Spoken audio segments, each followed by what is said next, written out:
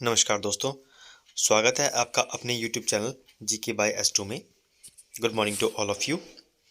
आज है 29 जनवरी।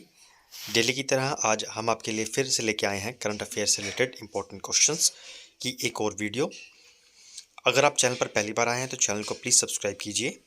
ये channel daily current affairs update करता है ताकि आप अपने एग्ज़ाम्स की तैयारी अच्छे से कर पाएँ। तो देर न करते हुए शुरू करते हैं आज के अपने पहले क्वेश्चन से।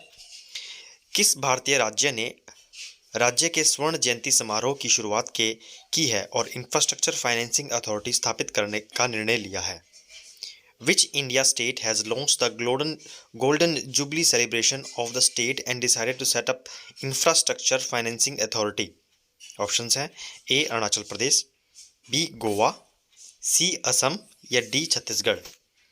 इसका सही उत्तर है ए अरुणाचल प्रदेश ने जो है इंफ्रास्ट्रक्चर फाइनेंसिंग अथॉरिटी स्थापित करने का निर्णय लिया है।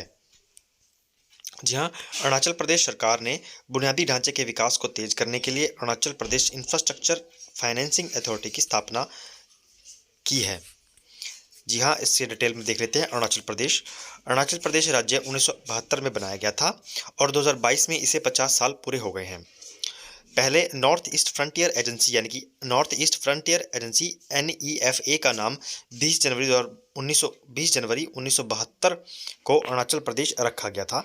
इसे शुरुआत में केंद्र शासित प्रदेश बनाया गया था, लेकिन 1987 में इसे दोबारा से राज्य बनाया गया था।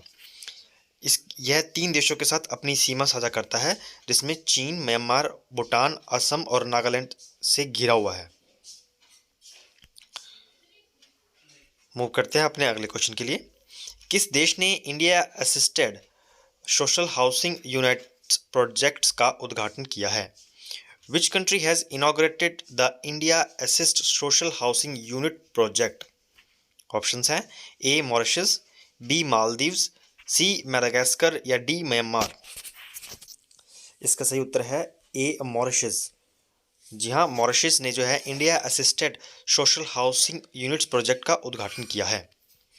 भारतीय प्रधानमंत्री नरेंद्र मोदी और उनके मॉरिशस समक्ष प्रविंद जगन्नाथ ने संयुक्त रूप से मॉरिशस में भारतीय सहायता प्राप्त सामाजिक आवास इकाइयों की परियोजना का उद्घाटन किया। उन्होंने सिविल सर्विसेज कॉलेज और भारत के सहयोग से शुरू किए गए 8 मेगावाट के सोलर PV फार्म की आधारशिला भी रखी। उन्होंने मेट्रो एक्सप्रेस और अन्य बुनियादी ढांचा परियोजना के लिए भारत से मॉरिशस को $190 मिलियन की लाइन ऑफ क्रेडिट के विस्तार और छोटे विकास परियोजनाओं के कार्यान्वयन पर एक समझौता ज्ञापन पर भी हस्ताक्षर किए। मूव करते हैं अपने अगले क्वेश्चन के लिए। संयुक्त राज्य अमेरिका के अल्बामा में केनेडी स्पेस सेंटर में नासा के अंतर्राष्ट्रीय वायु और अंतरिक्ष कार्यक्रम को पूरा करने वाली पहली भारतीय महिला कौन बनी है? Who became the first Indian to complete NASA's International Air and Space Program at the Kennedy Space Center in Alabama, USA?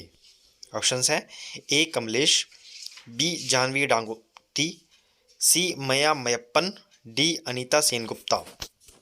इसका सही उत्तर है बी जानवी डांगेती जो हैं जो फर्स्ट इंडियन बनी है complete NASA international air and space program के लिए। जी हाँ, आंध्र प्रदेश की एक युवा लड़की जानवी डांगेती ने हाल ही में अमेरिका के अल्बामा में केनेडी स्पेस सेंटर में नासा के अंतर्राष्ट्रीय वायु और अंतर्राष्ट्रीय कार्यक्रम यानी कि international air and space program IASP को पूरा किया है, जिससे वह यह उपलब्धि हासिल करने वाली पहली भारतीय बन गई हैं। जी हाँ, ये है जानवी डांगेती। वह दुनिया भर के 20 छात्रों के ध्यानपूर्वक चुने गए समूह का एक हिस्सा है। वह एक भारतीय निजी aerospace company star space technology और एरोनॉटिकल रॉकेटरी सहित कई संगठनों के लिए कैंपस एम्बेसडर भी रही हैं। वह international organisation of aspiring astronauts की सदस्य हैं। उन्होंने नासा, इसरो और अन्य अंतरिक्ष एजेंसियों के कई कार्यक्रमों और कार्यशालाओं में भाग लिया है। मूव करते हैं अपने अगले क्वेश्चन के लिए। PM मोदी दुनिया की सबसे ऊंची प्रतिमा का उद्घाटन करने के लिए तैयार है, जिसमें रामानुजाचार्य की 216 फीट की प्रतिमा शामिल है। यह जो प्रतिमा है किस शहर में है? PM Modi is set to inaugurate the world's second tallest statue in a sitting position, comprising a 216-foot statue of Ramanujacharya in which city? Options हैं ए बेंगलुरु, बी विशाखापत्तनम, सी कोची या डी हैदराबाद। इसका सही उत्तर है डी हैदराबाद में जो है यह स्टैचू है रामानुजाचार्य। जी हाँ, प्रधानमंत्री नरेंद्र मोदी ने संत की 1000वीं जयंती मनाने के लिए 5 फरवरी 2022 को हैदराबाद में रामानुजाचार्य की 216 फुट की मूर्ति का उद्घाटन करेंगे। रामानुजाचार्य 11वीं सदी के संत और क्रांतिकारी समाज सुधारक थे। प्रतिमा को समानता की मूर्ति कहा जाएगा, स्टैच्यू ऑफ इक्वालिटी कहा जाएगा। यह तेलंगाना में हैदराबाद के बाहरी इलाके शमशाबाद में 45 एकड़ के परिसर में स्थित है। तो इसका सही उत्तर है हैदराबाद। मूव करते हैं अपने अगले क्वेश्चन के लिए।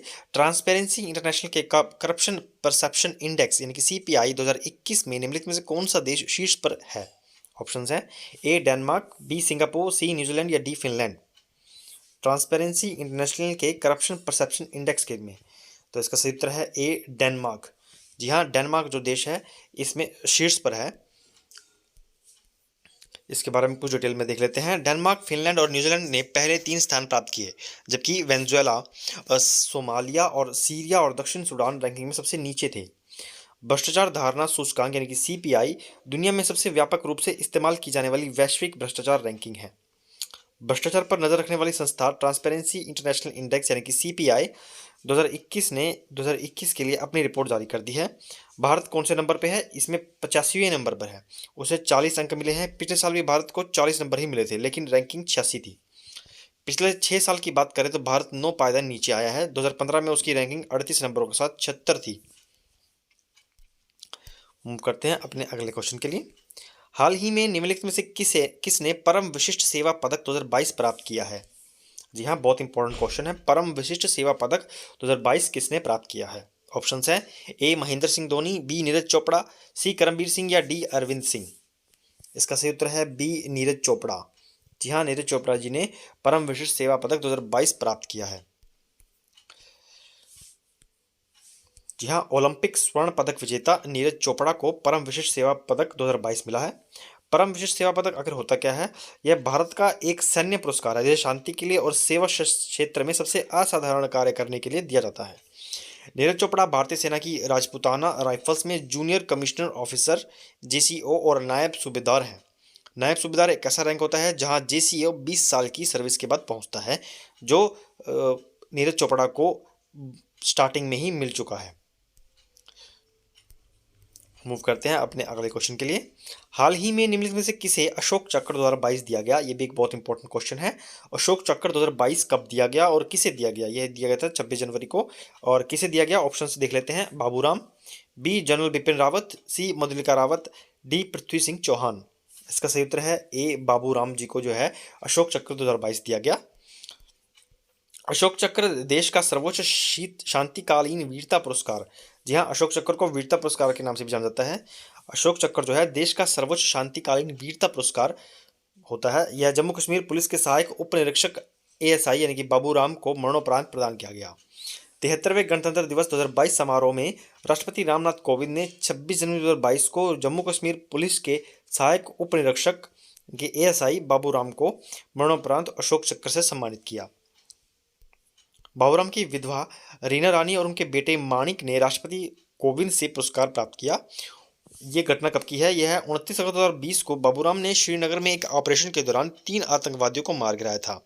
देश के लिए अपना जीवन देने से पहले आतंकवादियों को उलझाने और नष्ट करने में वीरता और अनुकरणीय कच्चे साहस प्रदर्शन किए थे। जी हाँ, इसलिए बाबूराम जी को वीरता पुरस्कार अशोक चक्र से सम्मानित किया गया। वो करते हैं अपने अगले क्वेश्चन के लिए। किसे आईसीसी महिला टी20 बल्लेबाजी रैंकिंग में शीर्ष रखा गया है? ऑप्शंस हैं ए बेतमुनी, बी स्मृति मंधाना, सी शेफाली वर्मा या डी मिताली राज। जी हाँ, इनमें से किसे आईसीसी महिला टी20 बल्लेबाजी रैंकिंग में शीर्ष पर रखा गया है? इसका सही उत्तर है सी शेफाली वर्मा जी को जो है शीर्ष पर रखा गया है टी20 बल्लेबाजी रैंकिंग में। यह है शेफाली वर्मा। भारतीय सलामी बल्लेबाज शेफाली वर्मा आईसीसी महिला टी20 बल्लेबाज रैंकिंग 2022 में शीर्ष स्थान पर पहुंच गई हैं। इसके बाद ऑस्ट्रेलिया की बेथ मुनी दूसरे स्थान पर हैं। उसके बाद ऑस्ट्रेलियाई कप्तान मेंग लैनिंग तीसरे स्थान पर हैं। भारत की स्मृति मंधाना चौथे स्थान पर खिसक गई हैं। तो ये हैं अपनी शेफाली वर्मा जिनको आईसीसी महिला टी20 में शीर्ष स्थान पर रखा गया है। हम करते हैं अगले क्वेश्चन के लिए।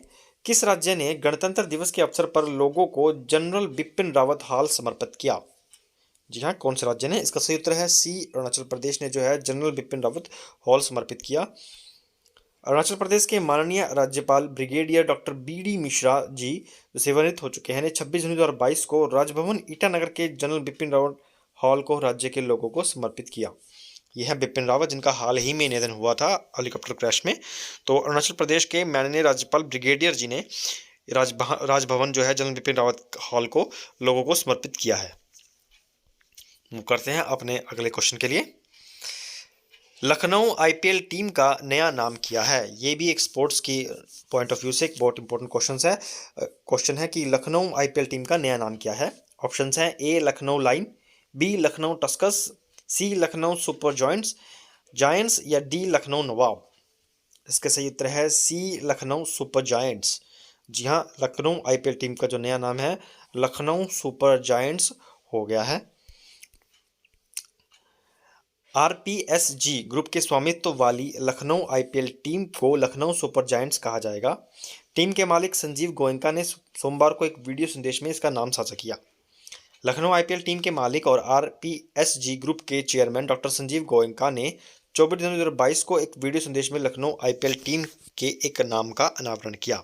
जी हाँ, अब से लखनऊ आईपीएल टीम का जो नाम होगा लखनऊ सुपर जायंट्स होगा। जी हाँ, आज के लिए बस इतना ही। उम्मीद करता हूँ आपको ये क्वेश्चंस पसंद आए हों। इसी तरह की वीडियो देखने के लिए हमारे चैनल को प्लीज़ सब्सक्राइब कीजिए और बेल नोटिफिकेशन जरूर ऑन कीजिए ताकि आप हमारे डेली अपडेट्स पा सकें। यहाँ तक वीडियो देखने के लिए धन्यवाद। Have a nice day.